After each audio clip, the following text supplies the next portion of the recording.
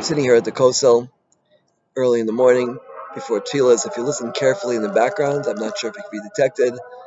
The Arabs are voicing their call to prayer, and I'm sitting right next to the steps behind me, which lead up to the place where the Beis Hamikdash was located almost 2,000 years ago.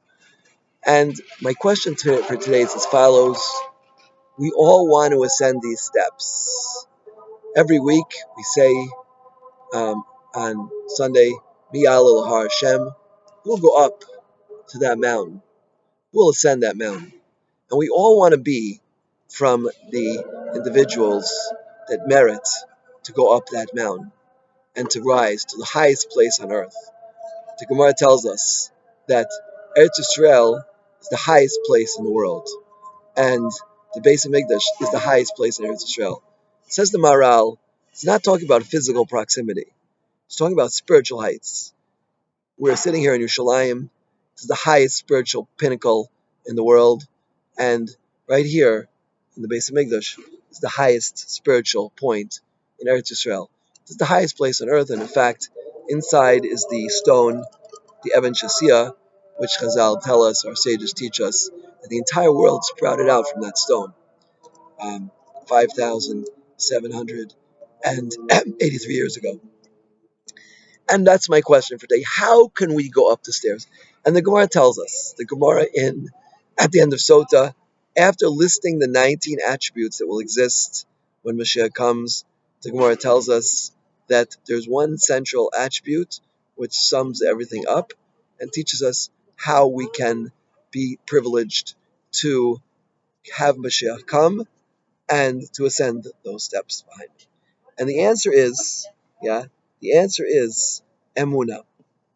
As the Gemara says in Makos, Sadik Bemunah Yichya, in the wording of the Gemara at the end of Sota, says that Ein Lano Lishan Elavina Shabashmayim.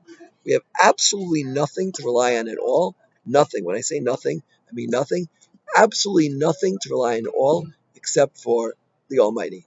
Right? Avinu Shabashmayim. I once explained why does it say Avinu Shabashmayim? Because God has been forced out of this world. One of the best-selling books on the New York Times bestseller list for weeks, if not months, sold millions and millions of copies, was the God myth.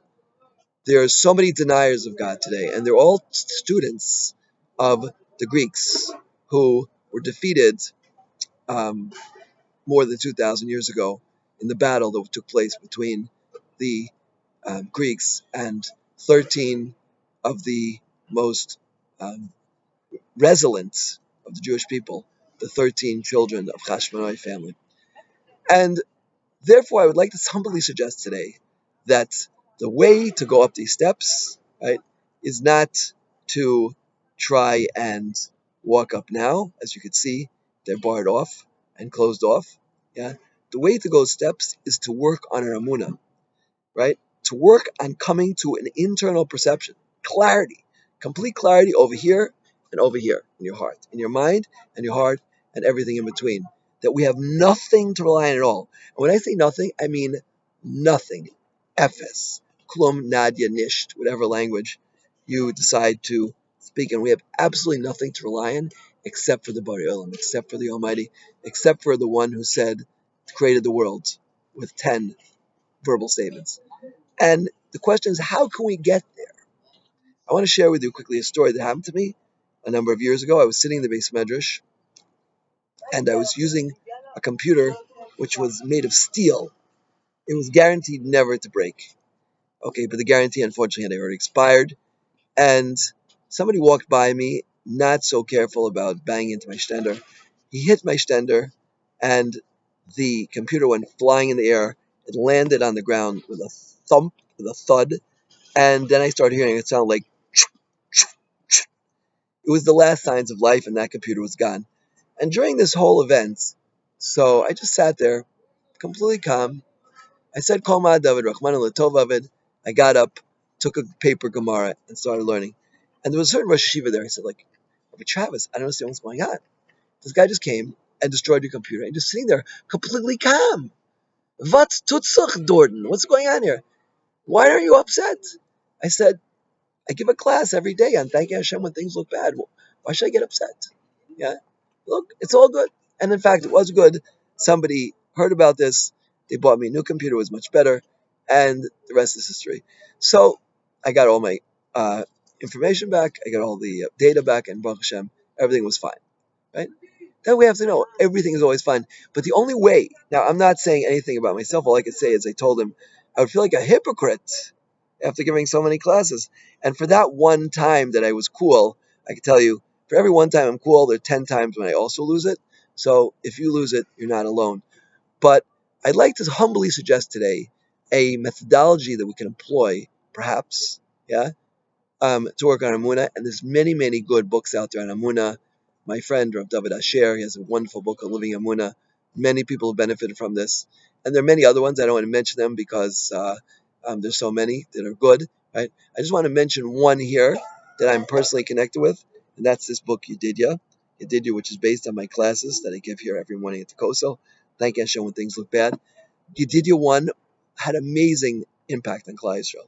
We got literally hundreds, if not thousands, of letters from people about this. Yeah, how it changed their life, how it helped build their emuna, right? Because the premises is that we have an incredibly interesting novel, yeah, which was crafted with by myself and Mrs. Nomi Elbinger, my partner and writer, and we took that incredibly exciting story, thrilling, vibrant, and full of effervescence, and we wove into the story many, many, many of the major principles of emuna, which are connected with things going wrong, and it became a mushal. We made it into a mushal, into a analogy of how you're supposed to deal.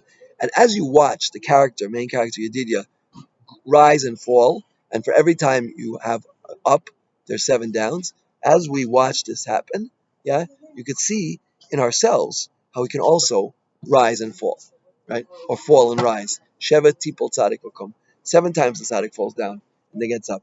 And we also fall seven, some of us more, and we want to get up. And this can have an incredible impact. Now, you did your one, as we said, had a very great impact. It was even translated in Spanish. It's coming out in Hebrew soon. And a day doesn't pass by where I don't hear comments from people. If I try to ask people to buy it, they say, "I read it already." I live in a seminary, and after a month, it's been read by most of the girls in the seminary. So it has a major impact on Klal Yisrael. Many people have grown from it. Now we're in the middle, or more than halfway point of Yedidya 2. Yedidya 1 cost $50,000 in production, and we made no money on it at all. All the money that was received for sales goes straight back into printing more copies. We're not interested in making any money on this at all. The only thing we're interested in is strengthening the moon of Klal Yisrael and helping people go up those stairs. That's what we're interested in. Yedidya 2 is more than halfway done. Yeah, it's more than halfway done. It's already in the third of four drafts. Yeah, and we hit a blockade. We ran out of funding, and we have a expensive budget. We have top professionals in Israel, and if not the world, working on this book to make it a professional, polished, solid work, which could really, really have a major impact on people. And therefore, I turn to you today as we approach the Yontif of Hanukkah with a special Inyan, the Atbash. The Magen Ram brings in Simon Tafresh Ayin, 670, that there's a special mitzvah to give tzedakah on Hanukkah, right? And he brings from a sefer, which nobody knows about, but I saw it quoted in a certain sefer that I think it's called Hanukkah Sabayis, and he says that Atbash of Hanukkah is tzedakah. If you take the parallel letters of Hanukkah, right? Aleph is Taf and Beis is Shen. It comes out to tzedakah. So the special inyan, the special mitzvah on Hanukkah to give tzedakah, we're not asking for tzedakah. We're asking for an investment. Moshe Feinstein Paskins that Yisachar Zvulun is not a mitzvah. It's not tzedakah. It's an investment. You're buying olam haba. In this case, we're not asking you to buy olam haba. We're asking you to buy the geula. Yeah, because Gadol Amas Yos Ben Oisa. The person who makes something happen is greater than the person who actually does it. Gadol Amas Yos Ben Oisa. Right. So you could make the gula happen. You could help people get from point A to point B to reach the greatest heights in Amuna. and you will be a partner um, in the coming of Moshiach, which we hope will be very, very quickly and very, very soon. So please be in touch with us, right? If you're interested in being involved with this project, yeah, and helping us to um, underwrite the costs of this extremely worthy endeavor, right? Please write to me at dytravis, D like Daniel, Y like Yaakov Travis, Travis, dytravis613 at gmail.com. Or you can be in touch with our staff at directly at Yedidya, which is read, R-E-A-D, read at Yedidya book, um, Yedidya, that's YEDIDYA, book, BOOK.com, read at YedidyaBook.com.